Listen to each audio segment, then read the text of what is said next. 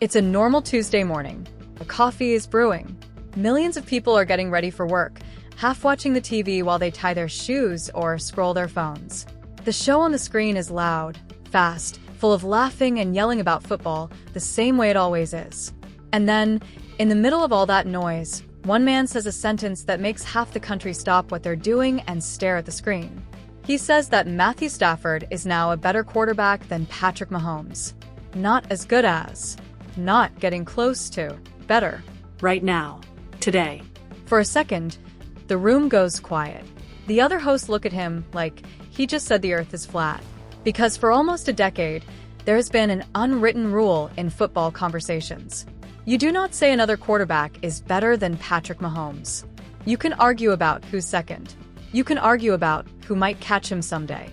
But better than him, in the present tense, out loud, on national television?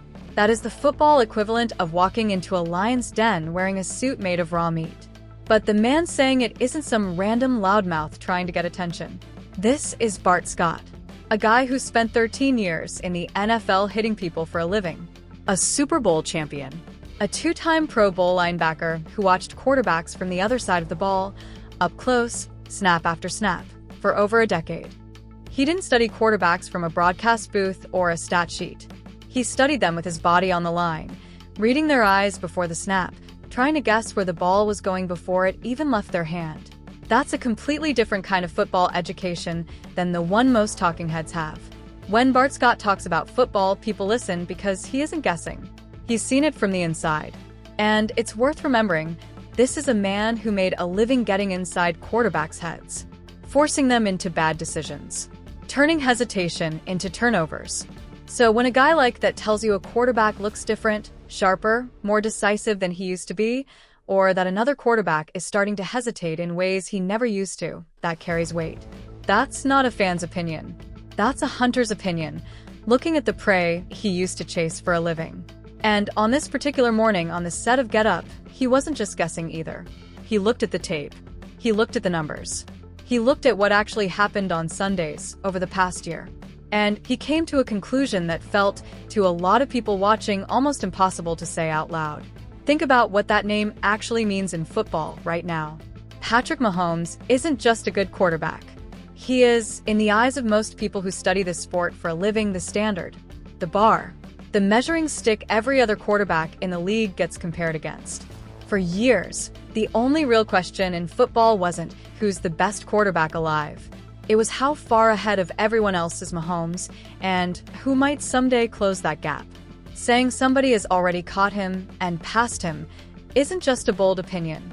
It's the kind of statement that rewrites the entire conversation happening in every sports bar, every fantasy football group chat, every barbershop debate in the country. That's exactly why the room reacted the way it did. Get Up is a show built on morning energy, on quick banter, on hosts who have strong opinions and aren't afraid to share them.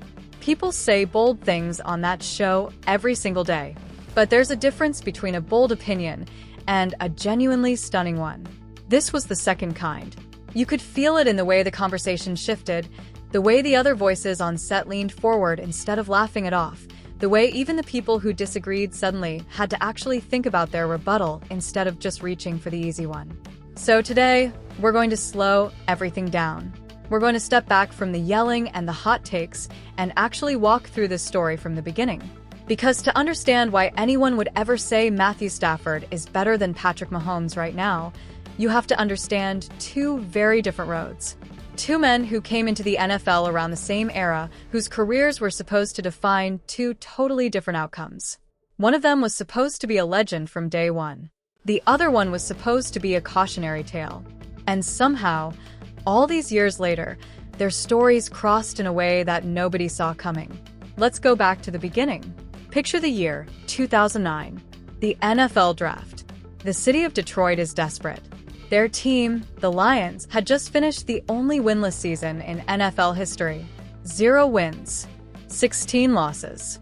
A franchise sitting in the basement of professional football, embarrassed, hopeless, praying for a savior. And with the very first pick in that draft, they call out a name, Matthew Stafford. A big-armed quarterback out of Georgia, a kid with all the physical tools in the world, but stepping straight into one of the worst situations any young quarterback could ever walk into. There was no reason to expect glory for this kid. He was walking into chaos, bad offensive lines, bad coaching, injuries that piled up year after year, broken bones in his throwing hand, a shoulder that separated more than once, popping out of place on national television in a moment that made every viewer wince. Imagine being a rookie quarterback, drafted first overall, carrying the hopes of an entire city that had just watched their team lose every single game the year before you arrived, and instead of a fresh start, you get years of losing seasons, coaching changes, and your own body breaking down again, and again just trying to survive behind an offensive line that couldn't protect you. For over a decade, Matthew Stafford quietly put up impressive individual numbers on some genuinely painful, mediocre teams. He threw for thousands of yards every year, he set franchise records, and yet the Lions kept losing. Season after season, he'd have a career day, throw for 500 yards in a single game, do things that would headline any other team's highlight reel, and the Lions would still find a way to lose. He made the playoffs a total of 3 times in 12 seasons in Detroit. And every single one of those 3 playoff appearances ended the exact same way.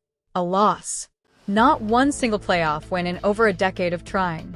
Imagine that for a second. 12 years. Over 150 games. All that talent. All that arm strength. All those broken bones healed and thrown right back into the fire. And still, when it mattered most, in the games that actually decide championships, nothing to show for it. That's not just bad luck.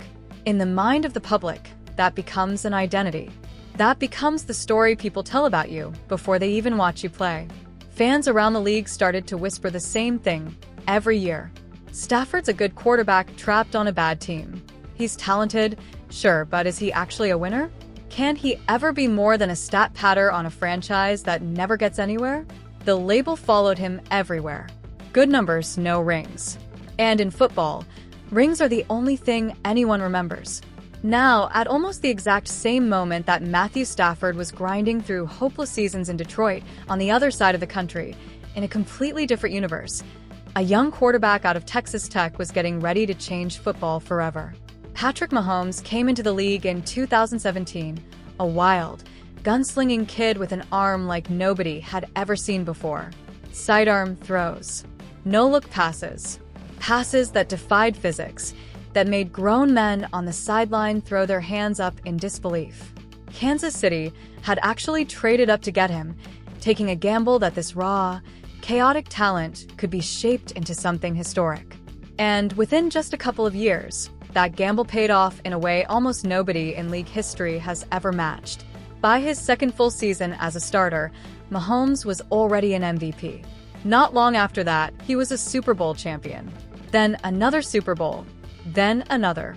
While Matthew Stafford was still trying to find his first career playoff win, Patrick Mahomes was already stacking championships like it was nothing. He became the face of a new era in football, the guy every kid in the backyard pretended to be, the quarterback who made highlight reels look like video game cheat codes. Kids started imitating his no-look passes in their driveways. Defensive coordinators built entire game plans around trying to contain him, and most of the time, it still wasn't enough.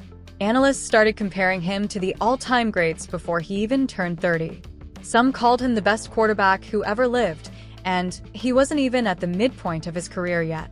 There's a specific kind of fear that great quarterbacks put into opposing teams, a feeling that no matter how far behind they are, no matter how much time is left on the clock, the game isn't actually over until the final whistle blows.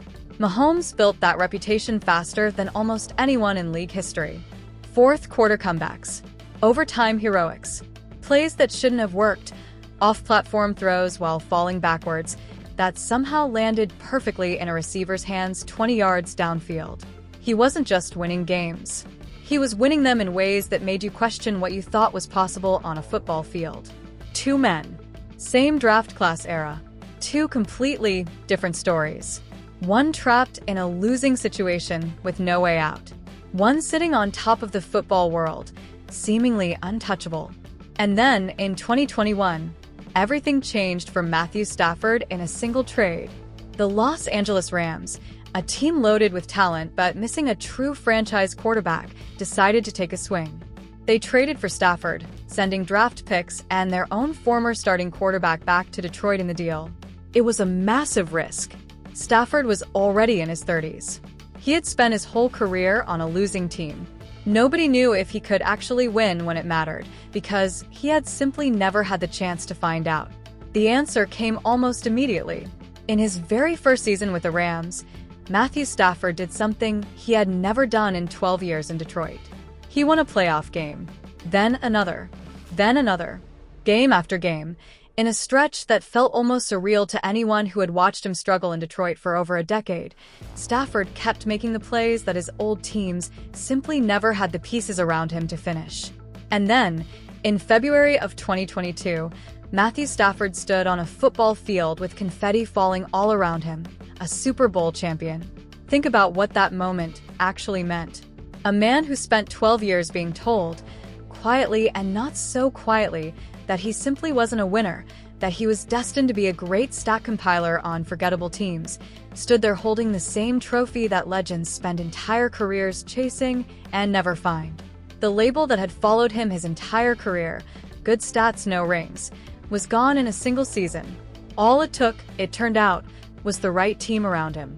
It wasn't that he'd changed as a player. It was that, for the first time in his career, he finally had the supporting cast to match the talent he'd always had. For a moment, it looked like the football world had two dominant quarterbacks at the very top. Mahomes, the young dynasty builder in Kansas City. Stafford, the late-blooming champion in Los Angeles. But then things got complicated again, in ways nobody expected. The seasons after that Super Bowl were rough for Stafford. Injuries piled up. The Rams stumbled. There were whispers that maybe that championship season had been a fluke, a perfect storm that would never happen again. Meanwhile, Mahomes kept adding trophies. Another Super Bowl, then another. The gap between the two quarterbacks, in the public imagination, felt like it was only getting wider. Mahomes was a legend in the making. Stafford was a guy who'd had one great, lucky year. But here's the thing about football and about life in general.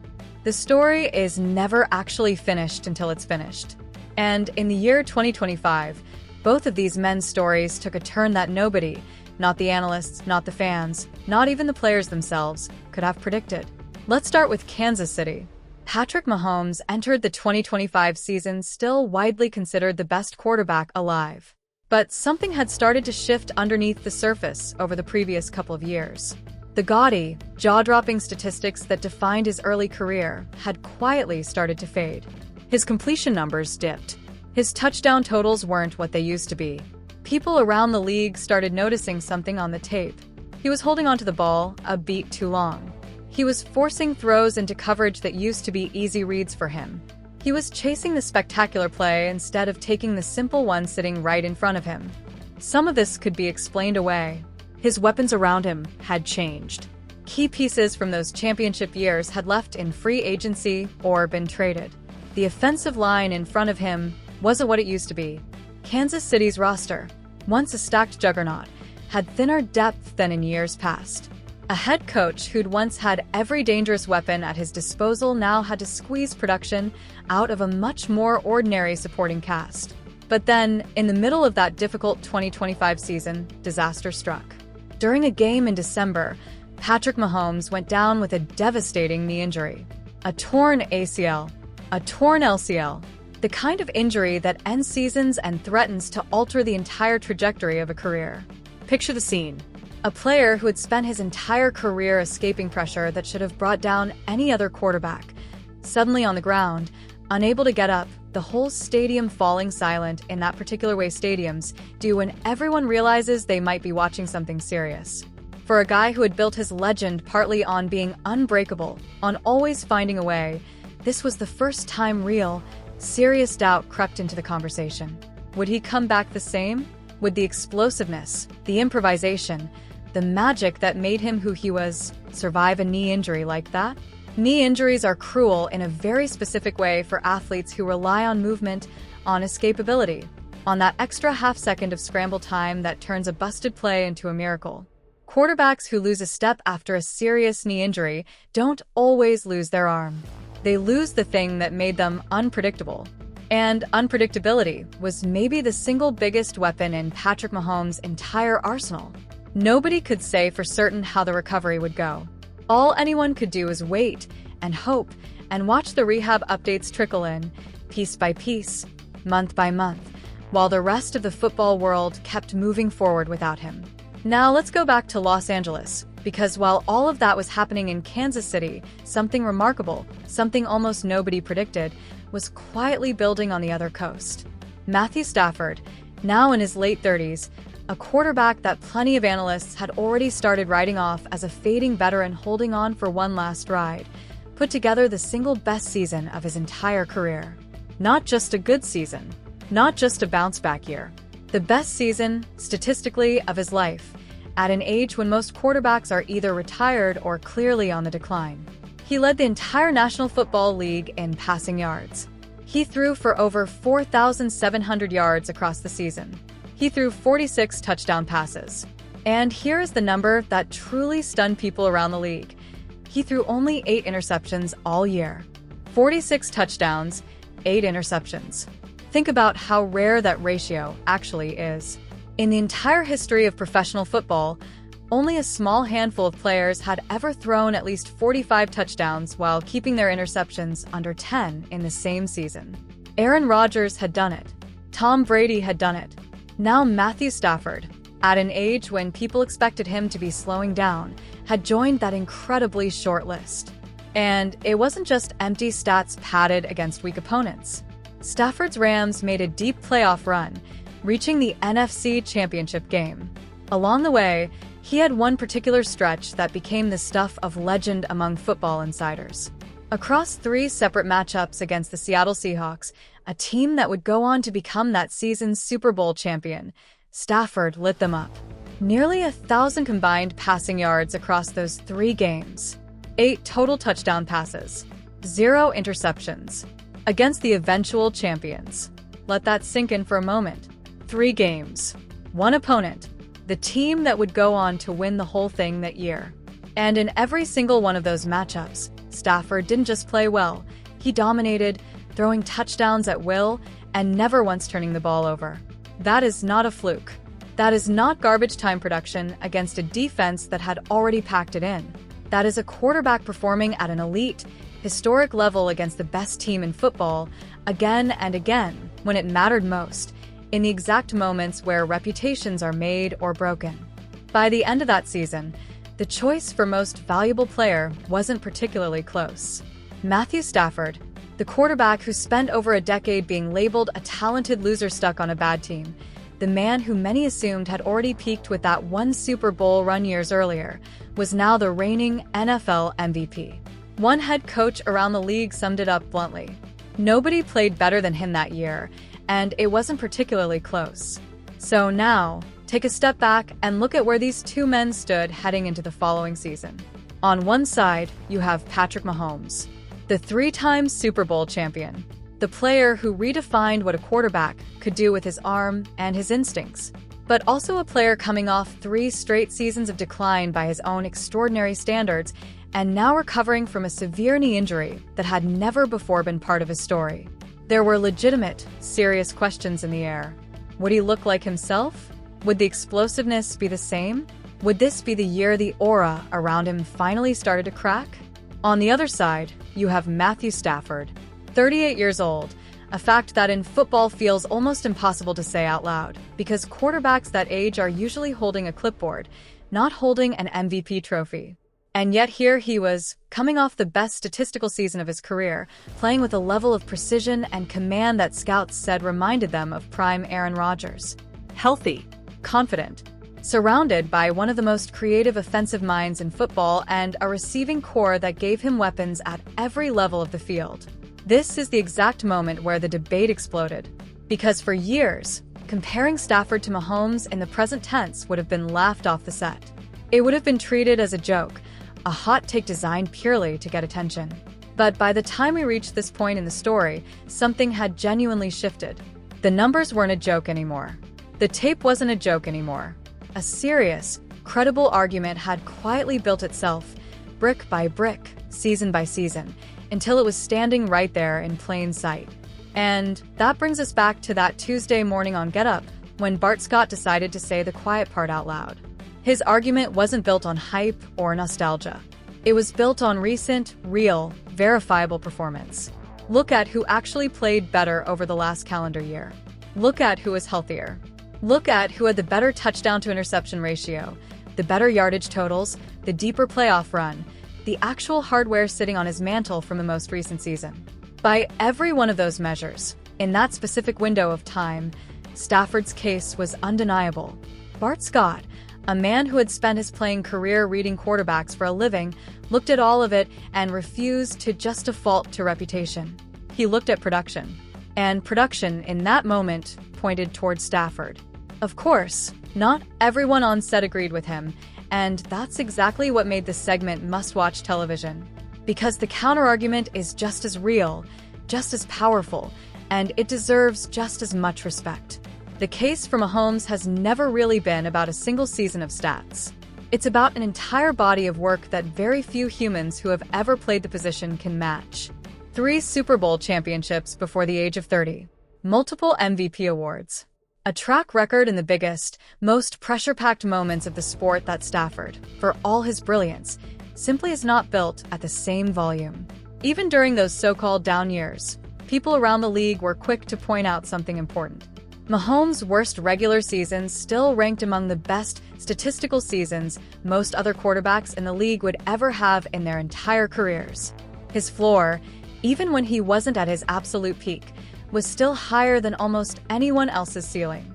And then there's the postseason argument, which for Mahomes supporters is really the whole ballgame. Across his career, when the lights get brightest, when one loss ends a season, Mahomes has a habit of elevating his game to a level almost nobody else can reach. Comeback drives, fourth quarter magic, moments where the entire outcome of a Super Bowl seem to hinge on his ability to create something out of nothing, and time after time, he delivered. Stafford has one incredible championship run in his career. Mahomes has built an entire dynasty on doing it again and again and again, against different opponents, in different conditions, with different rosters around him, which is exactly the kind of consistency that separates a great season from a great career. There's also a simpler, more human piece of the Mahomes argument, one that doesn't show up in any spreadsheet. Fear. Around the league, coaches and defensive players still talk about facing Mahomes the way soldiers talk about facing an opponent who has beaten them before and might beat them again. Even in a down year, even with a diminished supporting cast, even coming off surgery, there's a sense that you are never truly safe when he's standing across from you with the ball in his hands and time left on the clock.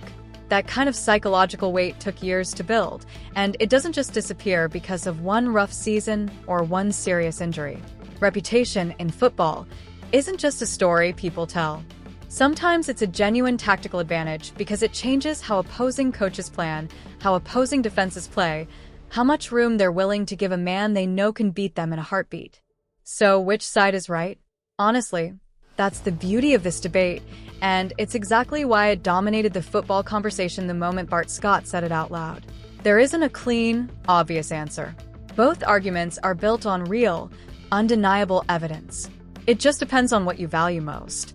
Do you value what a quarterback has done across an entire career, the championships, the legacy, the body of work built over the better part of a decade? Or do you value who is playing the best football right now in this exact moment, healthy or hurt, hot streak or cold streak, based on what actually happened most recently on the field? Bart Scott chose recency. He chose production. He chose the cold, hard truth sitting in the box score from the most recent season, rather than the comfortable assumption that a legendary reputation automatically means the same level of play continues forever.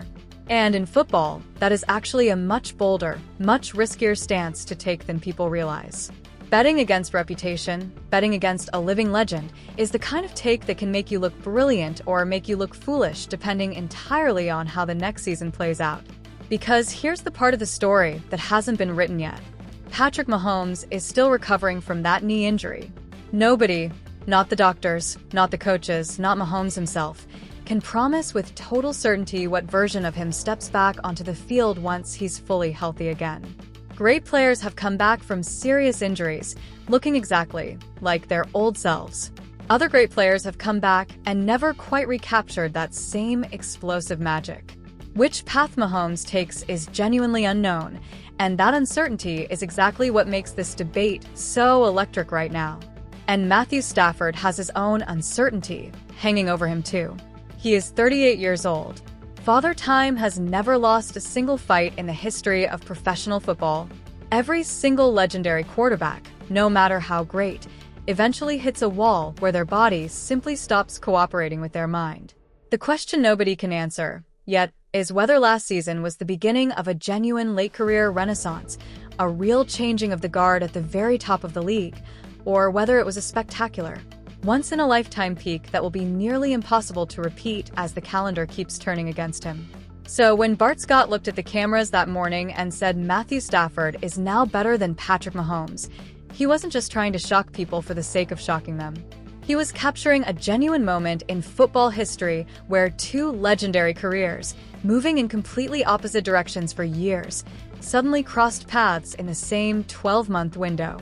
One quarterback climbing to the very peak of his powers at an age nobody expected. The other quarterback, still one of the most feared competitors alive, facing the first real physical test of his career, at the exact moment his production had already started to slip. It's the kind of story sports fans wait years for. Not a manufactured controversy, not an empty hot take designed purely to get clicks, but a real, honest crossroads, built on real games, real numbers, and real uncertainty about what comes next. So think about it for a second. Forget the noise, forget the yelling on television, forget the need to pick a side just because everyone around you already has. Look at the actual story we just walked through. A kid drafted first overall onto the worst team in football history, who spent over a decade being told he'd never be a winner. A gunslinger who arrived a few years later and immediately became the most feared quarterback on the planet, stacking championships before he even turned 30. Both of their paths, bending and twisting through injuries and trades and MVP seasons and heartbreaking losses, until they landed, almost impossibly, on the exact same crossroads at the exact same time. Right now, in this moment, one of them is trying to prove that last season wasn't a lucky final flash before the sunset. The other is trying to prove that a devastating knee injury can't stop a legend from reclaiming his throne. And somewhere out there, on a random Tuesday morning, a former Super Bowl champion linebacker looked at all of that evidence and made his call. Not out of disrespect, not out of hype, but because for one snapshot in time, the tape and the numbers told him a story that most people were too afraid to say out loud. Whether he's right or wrong, we won't know for certain until the season actually plays out on the field, game by game, snap by snap, the only place where these debates are ever truly settled. But one thing is already certain. The next time these two men's paths cross, whether directly on the same field or simply in the record books at the end of the year, an entire football-watching nation will be paying very close attention. Because sometimes, the most interesting stories in sports aren't about who is the greatest of all time.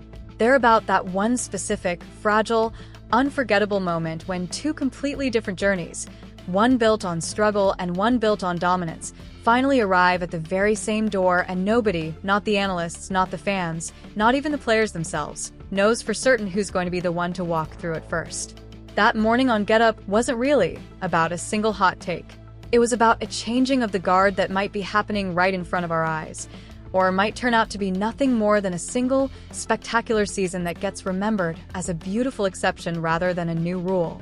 Either way, it forced an entire sport to stop for just a moment and actually look closely at two of the most fascinating careers of this entire era.